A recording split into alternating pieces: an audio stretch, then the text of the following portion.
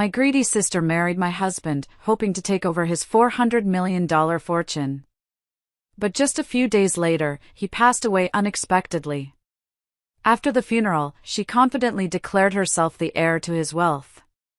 However, when the lawyer read his will, what we discovered shocked everyone. My sister was left speechless by what he had written. Hello everyone.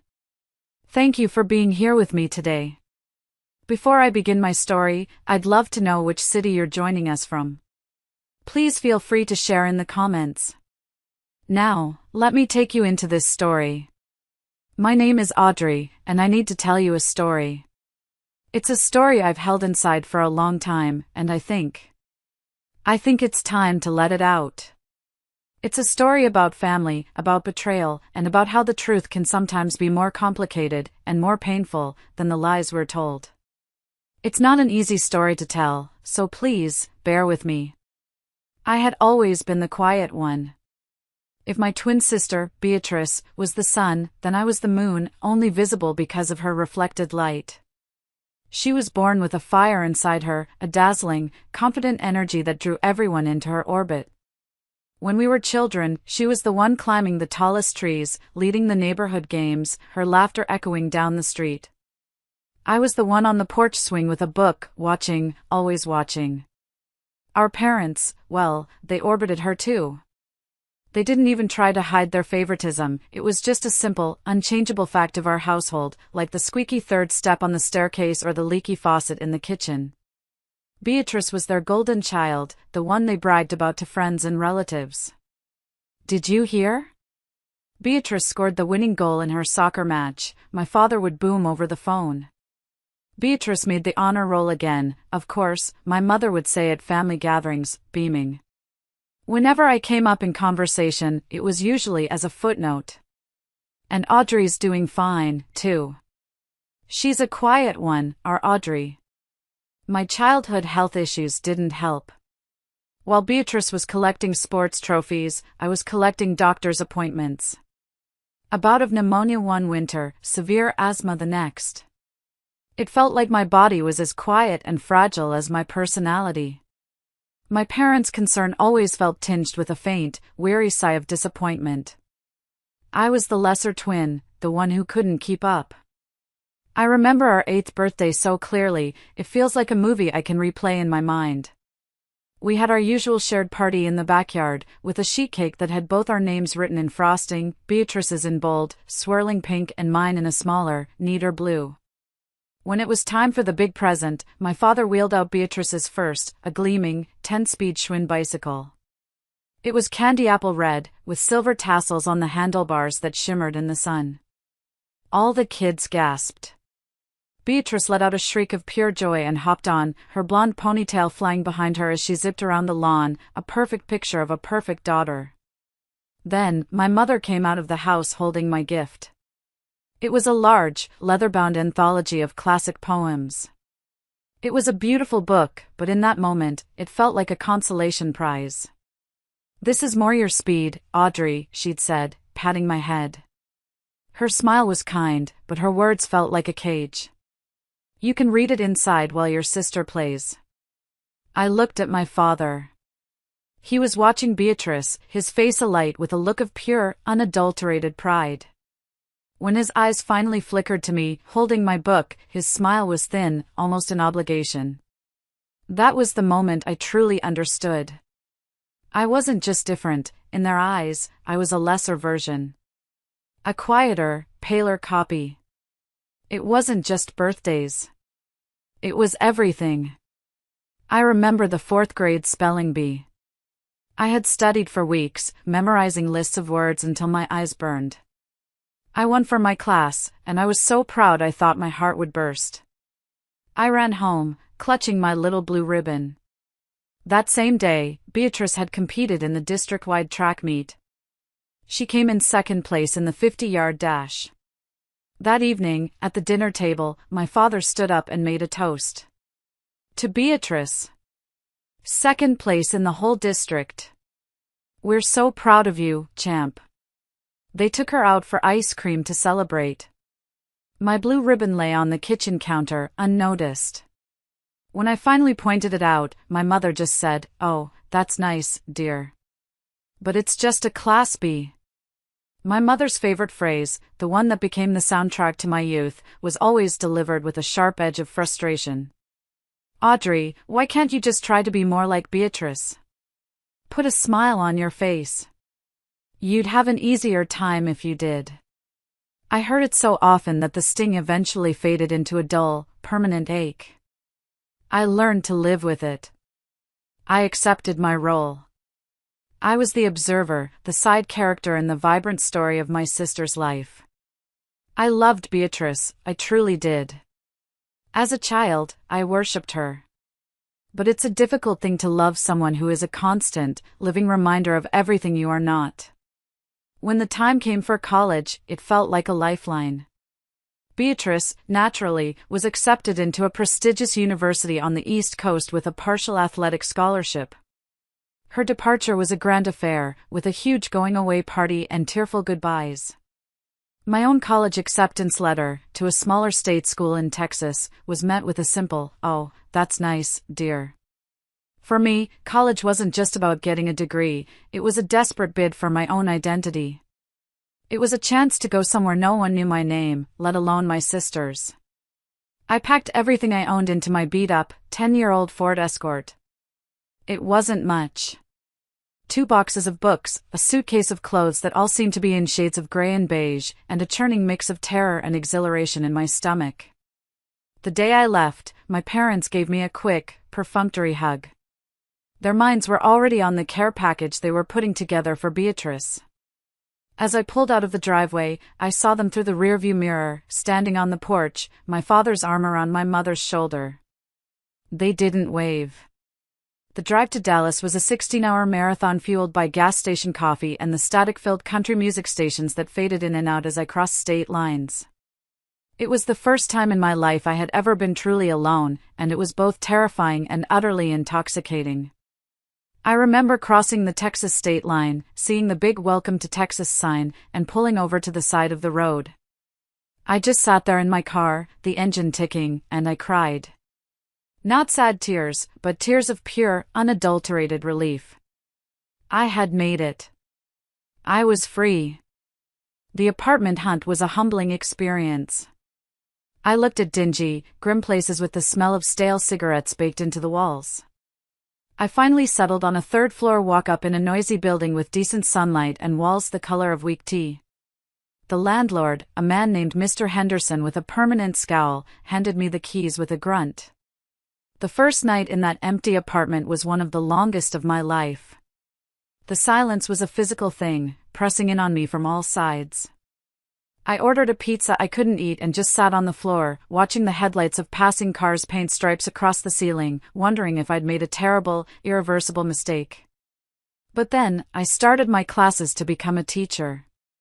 And slowly, painstakingly, I began to build a life. In Dallas, I wasn't Beatrice's quiet sister. I was just Audrey. I was the girl who always had her notes in order, the one you could count on for a study group. I made a few friends, tentative connections at first, over textbooks and coffee. And when I started my student teaching, I found my purpose. The kids, with their messy, unfiltered honesty, didn't care if I was outgoing or popular. They cared that I was kind. They cared that I listened. They cared that I could show them the magic of turning letters on a page into stories in their heads. I'll never forget the first time one of my students, a shy little girl named Maria, wrote me a note that said, "You are the best teacher." I folded that piece of paper and kept it in my wallet for years. It was the first trophy I had ever earned.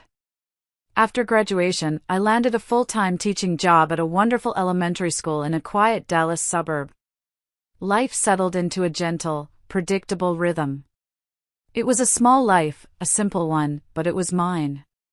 And then, Arthur came along and turned my small, simple life into something beautiful. I met him as Michael. I met him through a friend from work. She had been trying to set me up for months, and I had always politely declined. The idea of dating was terrifying. But she was persistent. He's a good man, Audrey. Quiet, like you. His name was Arthur, and he was a real estate agent. Our first date was at a little neighborhood Italian restaurant, the kind with checkered tablecloths and Chianti bottles as candle holders. I was so nervous, I knocked over my water glass within the first 5 minutes. I was mortified, but Arthur just laughed, a warm, easy sound, and helped me mop it up with a napkin. He had a way of making you feel at ease. He wasn't like the loud, brash men Beatrice always dated. He was calm, observant, and he had the kindest eyes I had ever seen. He had this quiet warmth that drew people in without demanding attention. I spent most of the dinner talking about my students, rambling on about lesson plans and playground drama. I was sure I was boring him to tears. But he never looked bored. He listened, truly listened, nodding and asking thoughtful questions. So, what book are you reading with them now? He'd ask, or what's the funniest thing a student said this week? Towards the end of the night, as we were waiting for the check, he looked at me across the table, his gaze so direct it made my heart flutter.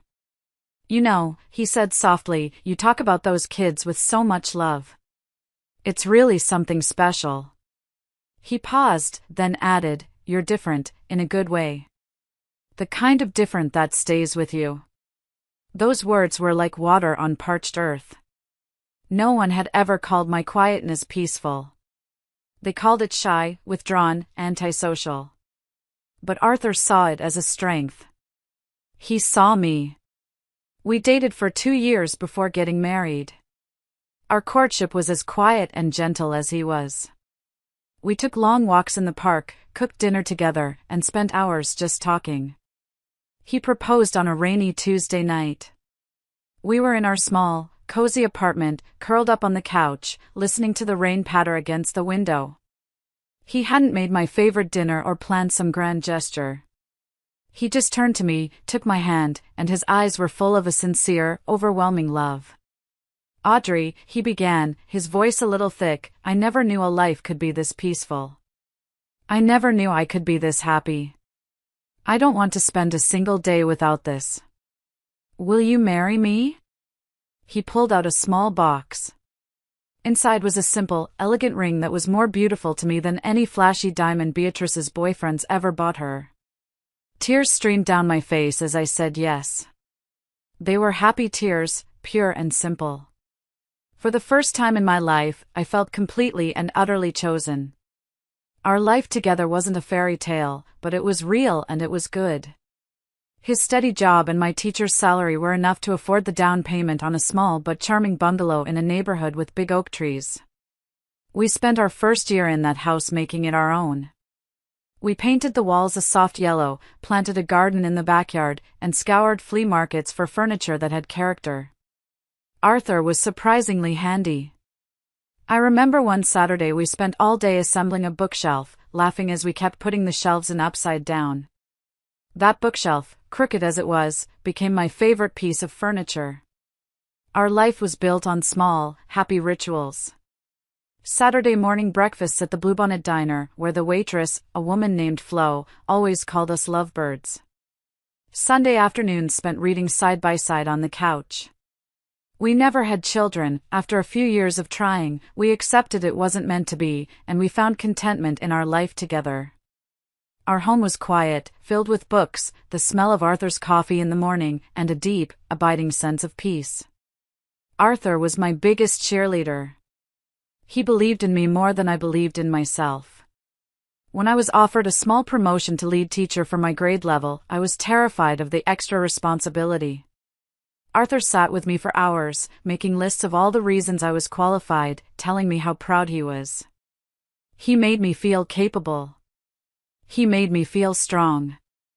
During those years, my contact with Beatrice was sporadic. She was a high-powered marketing executive in New York now, living a life that seemed a world away from mine. She'd call every few months, usually when she had something new to brag about. "Oh, Audrey, you wouldn't believe it," she'd say, her voice crackling with energy. "My firm just landed the Coca-Cola account. And my new boyfriend, he's a hedge fund manager, just whisked me away to Paris for the weekend." I'd listen, offering polite congratulations. That's wonderful, Beatrice. I'm so happy for you. Then I'd tell her about my new reading program for my first graders, or the tomatoes we were growing in our garden. I could almost hear her eyes glazing over through the phone line. Well, that's sweet, honey, she'd inevitably say, her tone a mixture of pity and condescension. As long as you're happy with your simple little life. The thing was, her words no longer had the power to hurt me. Because I was happy. I wasn't living a life that would make for a flashy magazine article, but it was a life rich with love and purpose.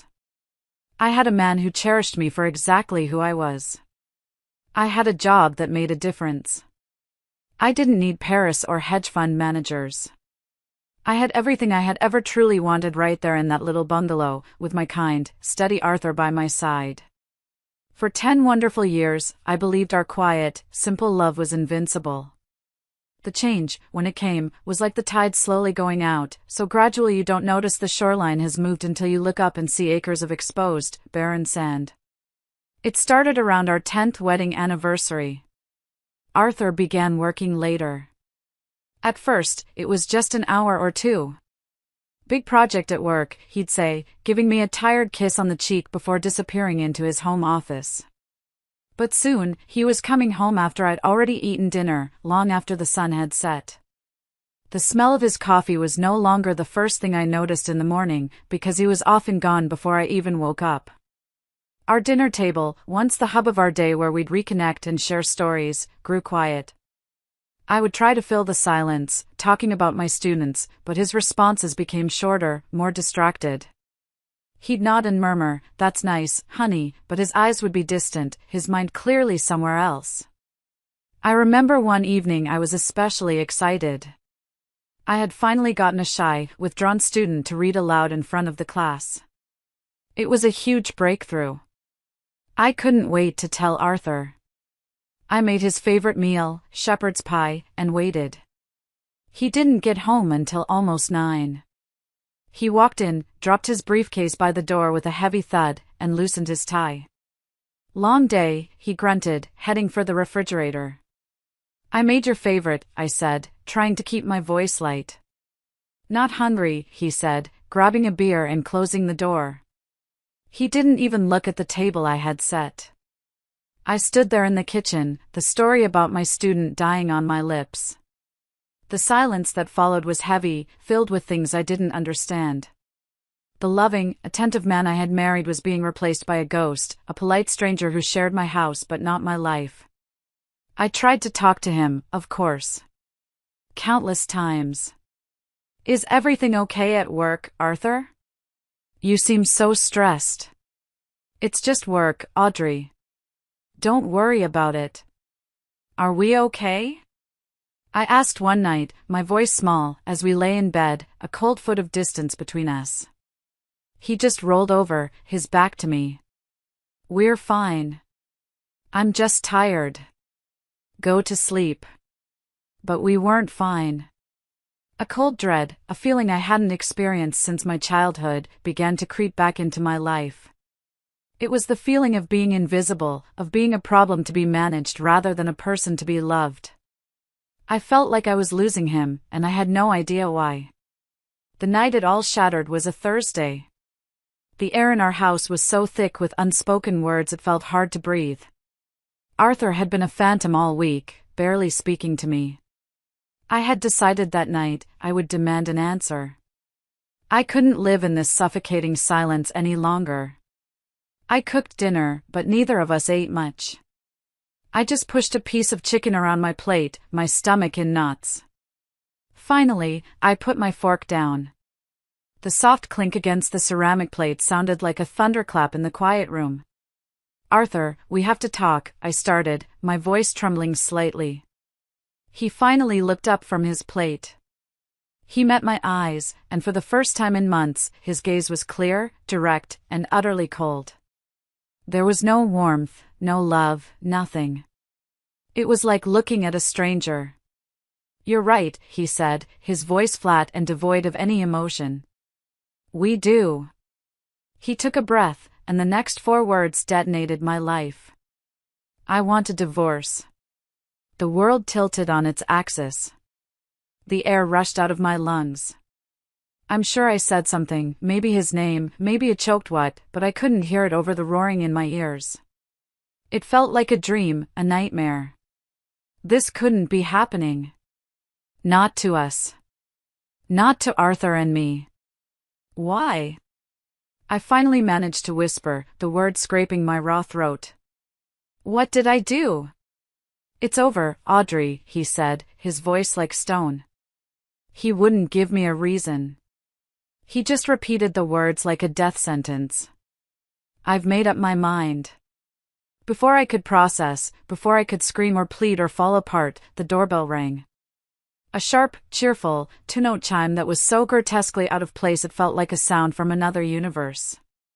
I sat there, frozen, unable to move, as Arthur calmly stood up, wiped his mouth with his napkin, and walked to the front door. I heard the lock turn. I heard the door open.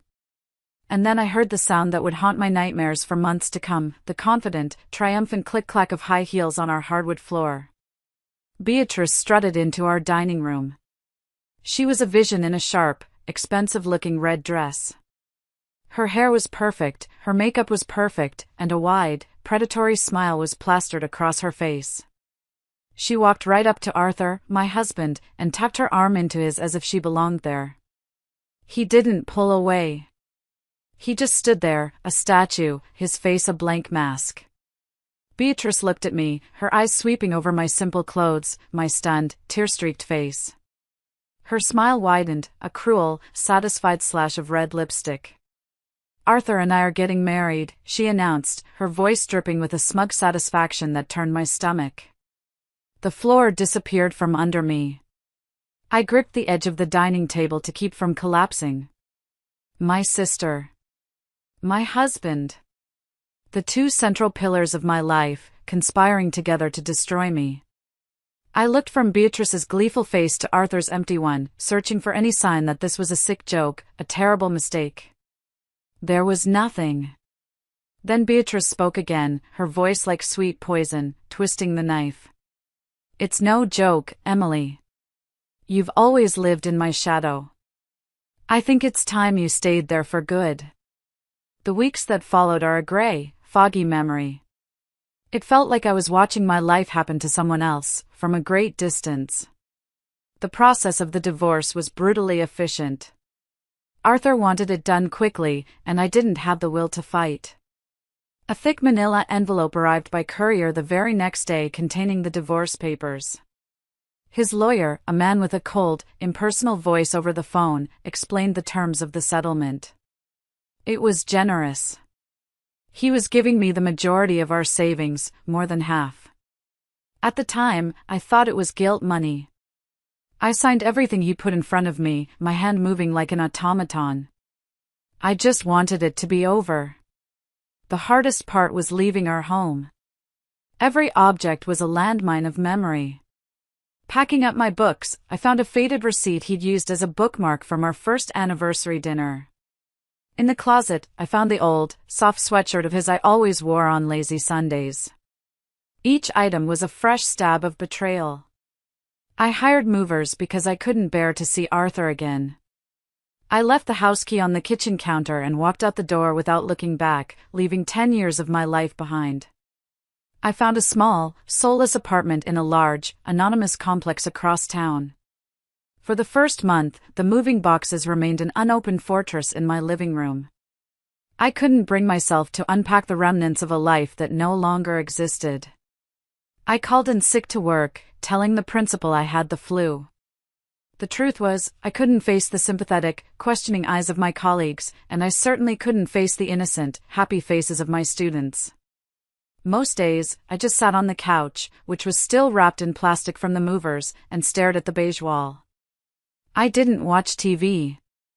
I didn't read. I just sat. The phone would ring, friends from work like my dear friend Carol, calling to check in. I'd watch her name flash on the screen and let it go to voicemail. Audrey? Honey, it's Carol. Just calling to see how you are.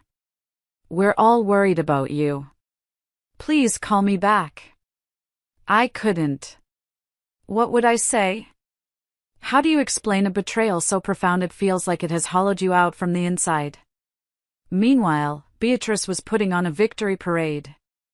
A friend, meaning well, sent me a screenshot from Beatrice's social media.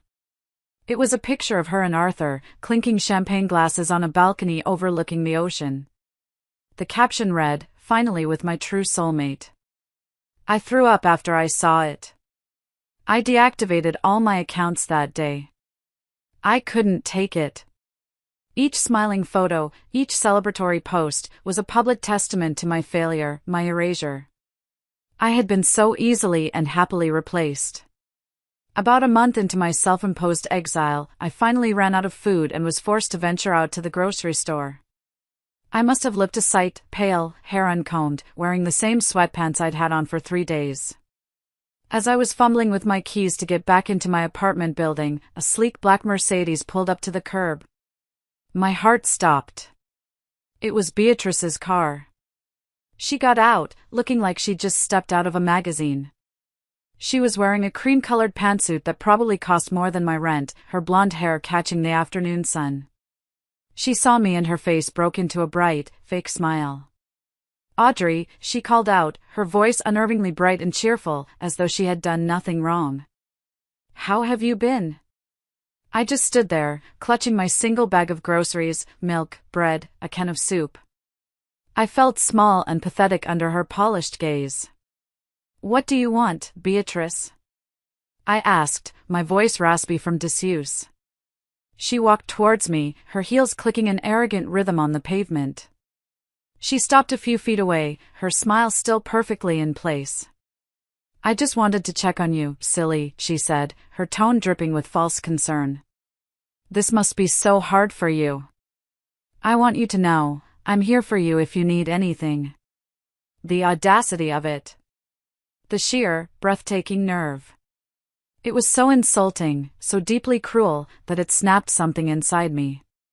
The fog of numb depression began to burn away, replaced by a hot, white-hot anger. "You're here for me?" I said, my voice low and shaking with a rage I didn't know I possessed. "You stand there, in your expensive suit, after you blew up my life, and you pretend to be worried?" Her smile tightened at the edges. "Now, Audrey, don't be dramatic." Dramatic? I almost laughed. It was a raw, ugly sound. "What matters, Beatrice, is that you betrayed me. You betrayed your own sister. You took my husband, my home, my life, and now you have the gall to stand here and offer me your pity? Get out. Get away from me." For the first time, her mask slipped entirely. The fake sympathy vanished, and her eyes turned to cold, hard chips of ice. The real Beatrice was finally on display. "Fine," she hissed, her voice dropping its sweet pretense. "Be a martyr. Wallow in your miserable little life. But don't you dare expect me to feel sorry for you." She took a step closer, her voice a venomous whisper. "You've always been weak, Audrey. You're fragile. That's why people leave you. That's why Arthur chose me. He wanted a strong woman, not a broken little bird." She turned on her heel and walked back to her car, leaving me standing there on the pavement, her words hanging in the air like poison gas. Weak. Fragile. The old insults, the old labels. But this time, they didn't make me want to cry. They made me want to fight. Beatrice's cruelty was the unlikely spark that ignited a fire in me. Lying on my couch, defeated, was precisely what she wanted. It was what my parents had always expected. It was the role I had been cast in my whole life. And in that moment, standing outside my sad little apartment, I decided I was done playing the part. The next Monday, I showered, put on my nicest work dress, and went back to school. Walking down the hallway felt like walking a tightrope. I could feel the stares, hear the whispers stop as I passed. My friend Carol rushed to my side, her face a mixture of relief and concern. "Audrey." "Oh, thank God." Are you okay? I just gave her a small, tight smile. I will be, I said, and for the first time, I almost believed it. That week, I made the call. I found a therapist, a woman named Dr. Evans. My first session was one of the most difficult hours of my life. I sat on her plush couch, twisting a tissue in my hands, and for the first 20 minutes, I couldn't speak. Then, the dam broke. I told her everything. About being the shadow twin. About my parents. About Arthur's quiet love and his shocking betrayal. About Beatrice's triumphant smile. I cried until I had no tears left. Dr. Evans just listened patiently, and when I was done, she said something that stuck with me. Audrey, you've been carrying the weight of other people's definitions of you for a very long time. Perhaps it's time to write your own. It wasn't a magic fix, but it was a start. I kept going back. We began the slow, painful work of untangling the knots of my past. One evening, I saw a flyer at the local library for a community book club. The old me, the weak, fragile Audrey, would have crumpled it up. But the new me, the one who was tired of being afraid, took a picture of it with my phone. The following Tuesday, I walked into that library meeting room. My heart was pounding. I sat in a chair in the corner, planning to just listen. The book was one I had loved, and as the other women started discussing it, I found myself disagreeing with one of their points. Before I could stop myself, I spoke up. I actually saw that character's motivation a little differently, I said, my voice barely a whisper. All eyes turned to me. I explained my point, expecting them to dismiss it. But instead, a woman across the table smiled. That's a really interesting take. I hadn't thought of it that way. It was a small thing. A tiny victory. But it felt monumental. I was making new friends. I was finding my voice. I was slowly, painstakingly, rebuilding myself, not on the foundation of Arthur's love or my family's approval, but on something new. Something that was entirely my own. 3 months passed. My life found a new, quiet rhythm. It was a fragile stability, but it was mine. I was teaching, going to therapy, attending my book club. I was starting to sleep through the night again. The pain was still there, a constant, dull ache in my chest, but it no longer consumed me. I was surviving. Then, on an ordinary Tuesday afternoon, everything was upended once again. I was in my classroom after the final bell, tidying up, when my cell phone rang. It was an unknown number with a local area code. I almost let it go to voicemail, but something made me answer. Hello? May I speak with Ms. Audrey Carter? The voice was a man's, professional and somber. This is she, I said, a flicker of unease stirring in me. Ms. Carter, my name is David Allen. I'm an attorney with the firm Allen & Associates. I apologize for the unsolicited call. I'm calling you today regarding your ex-husband, Arthur Jensen. My blood ran cold. I sank into my desk chair. Why would Arthur's lawyer be calling me? Is everything all right? I asked, my voice suddenly tight. There was a pause on the other end of the line, the kind of weighted silence that precedes terrible news. Ms. Carter, the lawyer said, his voice gentle but firm, I regret to inform you that Mr. Jensen passed away suddenly last night. The classroom around me seemed to warp and fade. The colorful posters on the wall blurred. Passed away? Arthur? It didn't make any sense. He was young, healthy. What? I breathed, the word a puff of air. How? What happened? A heart condition, I'm told, he explained. It was very sudden. I am very sorry for your loss. My mind was a chaotic storm of disbelief and confusion. Loss? He wasn't mine to lose anymore. But the news struck me with the force of a physical blow. Arthur was gone. Why are you calling me? I stammered. Mr. Jensen updated his will a few months ago, shortly after your divorce was finalized, Mr. Allen said. He left very specific instructions for me to contact you directly in the event of his death. There are some legal matters to discuss. But more importantly, he left a letter. A letter he wanted to make absolutely certain would get to you. A letter. For me. After all this time, after all the silence and cruelty, he had left me a letter. I see, I said, my voice a hollow echo of itself. When can I come in? We set a meeting for the next morning. I hung up the phone and just sat there in my empty classroom, the late afternoon sun slanting through the blinds, casting long shadows across the floor. Arthur was dead. And he had one last thing to say to me. The next morning felt surreal. The drive to the lawyer's office downtown was a blur. I remember the city traffic, the horns, the people rushing along the sidewalks, all of it feeling like it was part of a different world, a world that was still normal. The offices of Allen and Associates were on the 25th floor of a gleaming glass skyscraper. It was the kind of place that smelled of money and polished wood. I sat in a plush leather chair in the waiting room, my hands clasped so tightly in my lap my knuckles were white. I stared out the floor-to-ceiling window at the sprawling city below, feeling small and utterly terrified. What could he possibly have written to me? An apology? An explanation? A final, cruel twist of the knife? After what felt like an eternity, a kind-faced man in his late 60s with silver hair and a gentle demeanor came out to greet me. It was David Allen. Ms. Carter? Thank you for coming on such short notice, he said, shaking my hand. His grip was firm and reassuring. He led me into his corner office. Bookshelves lined the walls from floor to ceiling. He gestured for me to sit in one of the two chairs opposite his large, tidy mahogany desk. Please, he said, sitting down himself.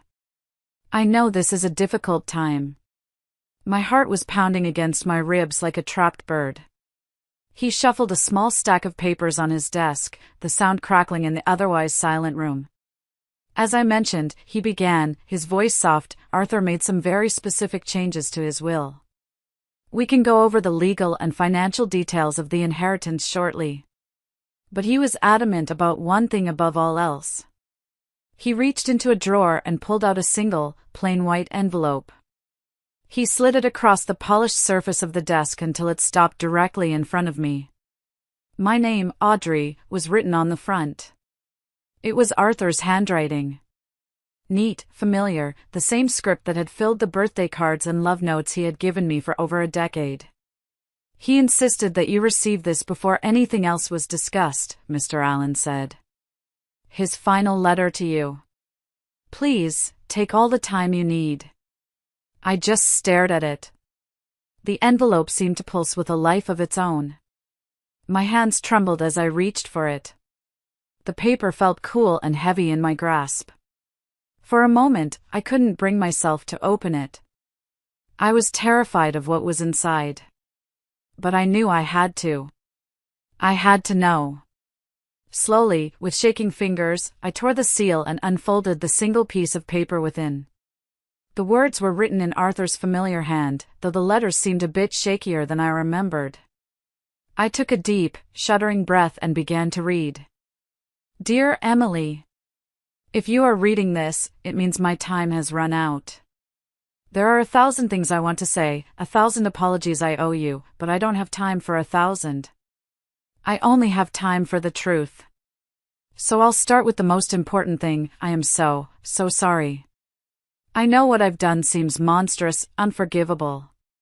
But I need you to believe me when I tell you that every cruel thing I did, every lie I told, I did it to protect you. I had to stop and read that line again. Protect me? My breath hitched in my throat. Protect me from what? I forced my blurring eyes to focus on the page again. 6 months ago, I went to the doctor for what I thought was just persistent heartburn. It wasn't. It was my heart. I was diagnosed with cardiomyopathy, a terminal condition. The doctors were blunt. They gave me a year, maybe less if I was unlucky. My world ended in that sterile little examination room. My first thought, my only thought, was of you. How could I leave you? How could I burden you with watching me get weaker and weaker?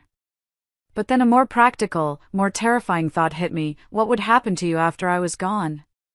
Especially with Beatrice in the picture. Around the same time, the lawyer for my late uncle's estate finally contacted me. Beatrice had been buzzing about this inheritance for months, ever since he passed. She imagined it was some vast fortune. At first, I hoped she was right, that it would be a blessing that could secure your future. But it was a curse. The estate wasn't a fortune, it was a trap. It was mired in over $2 million of hidden debt and liabilities. Beatrice, of course, didn't know that. She only heard the word estate and her greed took over. She saw it as her golden ticket. The paper crinkled in my tightening grip. A sob escaped my lips. And that's when I saw the only way out. A terrible, horrible way, but the only one I could think of to save you. I had to make her want the debt. I had to make her want me. I had to push you away, Audrey. I had to break your heart to save your future. It was the hardest, most vile thing I have ever done. Every cold word, every night I came home late, every time I saw the pain in your eyes and did nothing, it was like a knife in my own gut. The night I asked for the divorce, the night she stood there in our home. I have never felt such self-loathing. But I had to see it through. I needed her to be legally attached to me and to my cursed estate when I was gone. And I needed you to be legally, completely, free of it. I've left you my personal life insurance policy and my 401k. It's not a fortune, but it's clean. It's yours. It should be enough to help you start over, a real start, without her toxicity or her financial ruin anywhere near you. You deserve a life of peace, my Audrey. A life free from all of this. Please, try to forgive me. Please know that in my own broken, terrible way, I never stopped loving you. Not for a single second. Be strong, Audrey. You are so much stronger than you will ever know. With love, always. Arthur. I finished the letter and the world simply fell away. I couldn't breathe. A sound, a raw, wounded sound, tore from my throat. The letter fell from my nerveless fingers onto the desk. It was all a lie. The coldness, the affair, the betrayal, all of it was a desperate, tragic, selfless act of love. He hadn't left me. He had saved me. He had sacrificed his name, his honor, and my love for him just to protect me. I just sat there, in that silent office high above the city, and I wept. I wept for the man I had lost twice, once to a lie, and now, forever, to the truth. And right now, telling you this, sharing this impossible truth, I have to pause. It's still a wound that aches. It feels as raw today as it did in that office. If you're still listening, if you're still here with me, please, help me by liking this video and commenting the number 1 below. This lets me know you've given me a like, and it tells me that you're with me on this incredible, painful journey. Your support is a huge encouragement and truly, it cheers me on. Please, comment the number 1, and then listen as I tell you the rest of my story. I don't know how long I cried in Mr. Allen's office. He was a perfect gentleman, quietly pushing a box of tissues across the desk and leaving to get me a glass of water. When I had finally composed myself, he gently explained the legalities. Everything Arthur had written was true. The divorce settlement had been structured to give me all their liquid assets, while legally severing me from any of his future holdings or debts. The $2 million debt was now legally tied to his estate. And the sole beneficiary and fiancée, the woman who had publicly claimed him, was Beatrice. He had built her a beautiful, gilded cage, and she had flown right into it. The funeral was a few days later. I went, but I sat in the very back pew, hidden behind a large marble pillar. I saw Beatrice in the front row, dressed in a chic, expensive black dress, a delicate veil covering her face. She was the picture of the grieving fiancé. She dabbed at her eyes with a handkerchief, leaning on the arm of one of her wealthy friends. She had no idea. She was mourning the man she thought had made her a multimillionaire, completely unaware that he had, in fact, just made her responsible for a mountain of debt. Watching her performance, I didn't feel anger or even sadness. For the first time in my life when it came to Beatrice, I felt nothing but a profound, empty pity. She had spent her entire life chasing shiny, impressive things, money, status, other people's husbands. And it had all led her to this, a front row seat at a lie. Arthur's letter had given me a strange, bittersweet gift. It had reframed my entire life. I wasn't the weak one who was left behind. I was the one who had been protected. I was the one who had been loved. The money from Arthur's life insurance and retirement fund, his real inheritance to me, appeared in my bank account a few weeks later. Staring at the number on the screen felt surreal. It wasn't a lottery win. It was the price of his heartbreak and mine.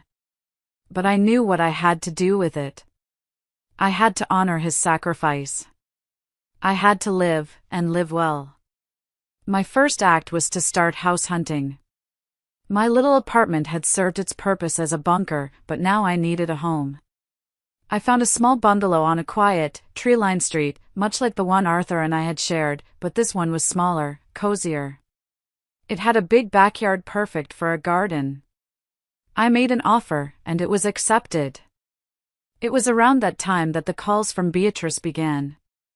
The first one I missed. She left a clipped, annoyed voicemail. "Audrey, it's me. The estate lawyer is being very confusing. Call me back." I ignored it. A few days later, another call. Another voicemail, this one more strained. "Audrey, where are you? They're talking about creditors, about liens. This is ridiculous. Arthur was wealthy. Call me." Then the text started, a frantic barrage of them. "They say the estate is insolvent. This has to be some kind of mistake. You must know something." Finally, one afternoon, as I was packing boxes in my apartment for the move to my new house, an email from her arrived. The subject line was just my name, Audrey. The message was short. "We need to talk. Call me." I stared at the email for a long time. "I'm your sister." The phrase she had used my entire life to demand my compliance, my silence, my deference. The old Audrey would have felt a pang of guilt. The old Audrey would have called her back, tried to help, tried to fix it. But the old Audrey was gone. Arthur's final gift to me wasn't just the money, it was the truth. He had shown me, in the most painful way imaginable, who my sister really was. With a steady hand, I moved my cursor over the email. I dragged it to the trash icon. And then, I emptied the trash. The final cord was cut. Her chaos was her own. It had nothing to do with me anymore. It's been a year now since that day in the lawyer's office. I'm writing this from the sunroom of my new house. My garden is thriving. I have rows of tomatoes, zucchini, and more roses than I know what to do with. My hands are usually covered in dirt, and I've never been happier. I am still teaching. My students are still the brightest part of my day. I still go to my book club on Tuesdays, and the women there have become my family. My friend Carol comes over for dinner every Friday. We drink wine and talk for hours. My life is quiet. It's simple. And it is entirely, wonderfully mine. I am not the same woman I was before. The pain of the past has changed me. It carved new lines on my face, but it also carved new strength into my soul. I started doing things the old Audrey would have been terrified of. I joined a hiking group, and last month, I stood on top of a mountain and looked out at the world, feeling gloriously, breathtakingly small and powerful all at once. Arthur's letter stays with me, tucked away in a small wooden box in my closet. It's a reminder of the complexity of love and sacrifice, of the ways people can both hurt and heal us. And while I still wrestle with the pain of his betrayal, I also feel a deep gratitude for the chance he had given me to reclaim my life. I don't know what happened to Beatrice. After I cut off contact, I never heard from her again. I can only assume she is dealing with the consequences of her own choices. Sometimes, I wonder if she ever learned the truth. But most of the time, I don't think of her at all. For the first time in my life, I'm not looking over my shoulder at someone else's shadow. I'm facing forward, into the sun. And I feel something I thought I had lost forever. Hope. A quiet, steady, and resilient hope for the future. My future. A story where I am finally the one holding the pen. Thank you. Thank you for listening to my story. It means more than you know. If any part of this resonated with you, if you've ever felt like you were living in someone else's shadow, please share your thoughts below. Your kindness and your stories help us all feel a little less alone. Thank you for being here.